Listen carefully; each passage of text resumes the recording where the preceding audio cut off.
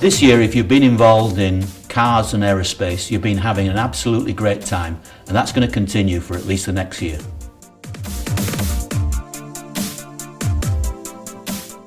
I'm Pat McGibbon. I'm with AMT, and we're here with John Walker, principal and owner of Oxford Economics. And John's just come off stage at the Global Forecasting Conference here in Cleveland, Ohio. And we're going to take this opportunity to ask a few additional questions that didn't get asked during the course of the question and answer period of after his presentation. Excellent presentation, by the way. You could see by the number of people who were asking questions and following up the aisle that your presentation is really important to the program. Let me start off with, because you being from Europe, you started your analysis of the EU with the Greek exit as there's always the possibility that could happen, but we've kind of felt most of the effects. Will Greece exit, and will it cause a greater disturbance than we're currently seeing? I think the chances of Greece exiting now are a lot lower than they were even 3, 4, 5 months or so ago. A couple of reasons why. Firstly, the European economy is doing a lot better, and that's helping Greece. A growing economy always makes people feel a lot better about life and much less willing to change things. And I think there's also a realization on the part of both the Greeks and the Germans, the two protagonists in this, that Greece leaving isn't really worth it. That yes, it'll make life more difficult for Greece, and yes, it'll make life a little bit better for the rest, but not enough to go through all the pain that would entail. It doesn't mean the whole thing's behind us. I'm sure there'll be still big arguments over the Greek debt and how much of it gets written off or whatever. But I think that neither side now is really in the same situation as they were in the early part of this year. Well, not so much with the forecast, but you've kind of opened the door to a second follow-up question. That is, if Greece were to leave, wouldn't that kind of grease the slide, so to speak, for the rest of people who are currently having challenges with the EU and the Euro to potentially exit as well? Oh, I think it would make it difficult and a bigger issue for people like Portugal and even Italy and Spain about whether they're going to stay in the Eurozone over the longer term. The Germans think that's not a problem, but I think they're understating that. But Greece isn't that big, and leaving isn't going to make a huge difference up or down for the rest of Europe per se. It's just going to raise those uncertainties. Why go through that when it's not really worth it, in my view? Okay, good point. You mentioned it's not that big, and then just recently, with right after Greece, we had China. Horrible July for China, and its issue was about 19 times the size of what happened with Greece, over $1 trillion in a matter of 6 weeks. What's it going to take for China to make a comeback from the dips it's already had and the slowdown? If you want to call 5 to 7% growth slow, what's going to take it to get it back into the game again? I don't think it's going to get back into the same game that we had between 2000 and 2015. We had unprecedented growth in China, unprecedented growth in investment in China, and that did a lot of great things for a lot of people around the world, whether you were selling expensive wine or expensive cars or selling iron ore or whatever. You've had a great 15 years in China. That is coming to an end. The Chinese economy is moving away from that investment-orientated stance that it had to a much more consumer-orientated stance. You've now got Chinese consumers with fancy smartphones ordering things online just like people here in the United States, and that's a trend that's going to continue. So the average growth is not the big story there. It's that the balance of growth is changing much more towards consumers. And I think those sort of good times that a lot of people had in China, they're just not going to come back. It doesn't mean the Chinese economy is going to go off a cliff. It just means that some of the real huge booms in some areas, that's never going to happen again. Well, and I agree. I mean, people cry about what's going on with China. Machine tool demand's down, but yet instead of being half the world's consumption of machine tools, they're only going to be 40% of the world's consumption of machine tools. Yeah. Still a lot of machine tools. Exactly, and they're probably going to be more fancy machine tools because they're going to go up the curve towards higher quality machine tools, more technically orientated machine tools. So that's going to be good for other people. They're not going to be selling hammers, they're going to be making things that are pretty sophisticated.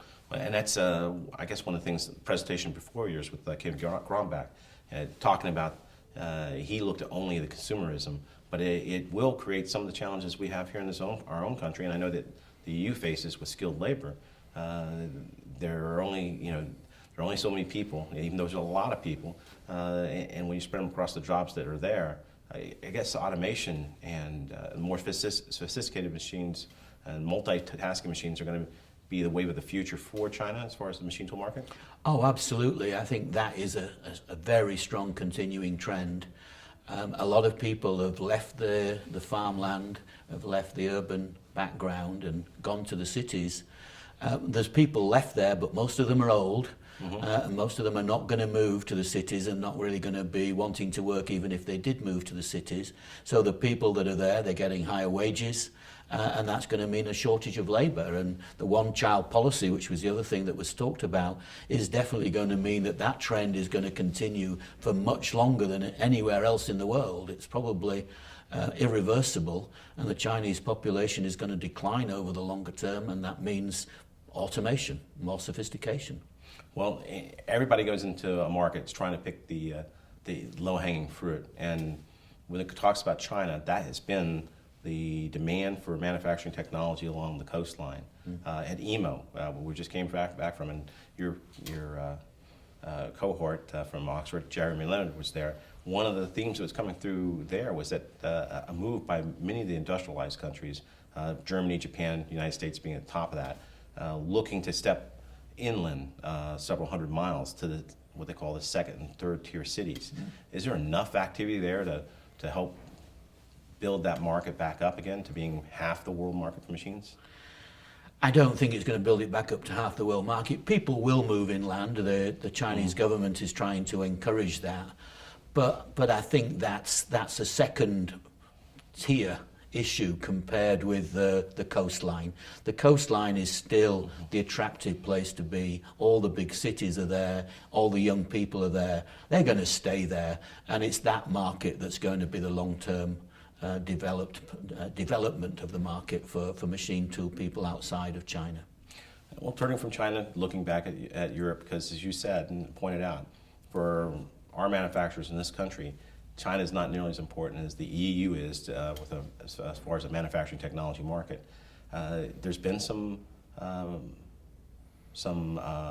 improvement in that market over the course of the last 2-3 quarters, and certainly the crowds at EMO suggest that there's a great deal of optimism throughout Europe for a growth in manufacturing.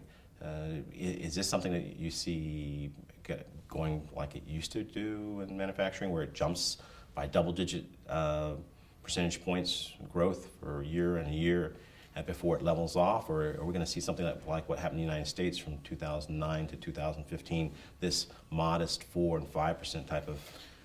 Yeah, I don't think you're going to see a huge boom in Europe. Europe will suffer a little bit from the slowdown in China that we were just talking about. So there will be a negative coming from that. But equally, the European economy looks in much better shape. The European car companies are doing pretty well. European aerospace is doing very well. So both those things are very important for the machine tool industry in Europe, and those are going to grow pretty rapidly, particularly cars. I think the car market has been held back for a number of years because of worries about recession in Europe, worries about Greek exit. With those worries behind us, I think you're going to see quite a big growth in car sales across most of Europe, and that's clearly going to be positive for people then wanting to buy the machine tools to make more cars. So based on what you just said, typically when we look at Europe as a market, we kind of focus on the industrial production indexes and PMI, but you're saying you might want to watch over the short term, watch the consumer confidence levels in Europe a little closer, because this is going to be the leading edge of what gets the movement there moving. That's certainly been the case so far. Consumer confidence has improved dramatically. Consumers have benefited from lower gasoline prices, and they're spending that money really, really quickly, much more quickly than we expected, to be honest. And therefore, the consumer is leading the recovery there. Investment is starting to come through, but don't forget the consumer ultimately is really important for machine tools. Excellent. Well, kind of starting to wrap this up, bring it closer to home.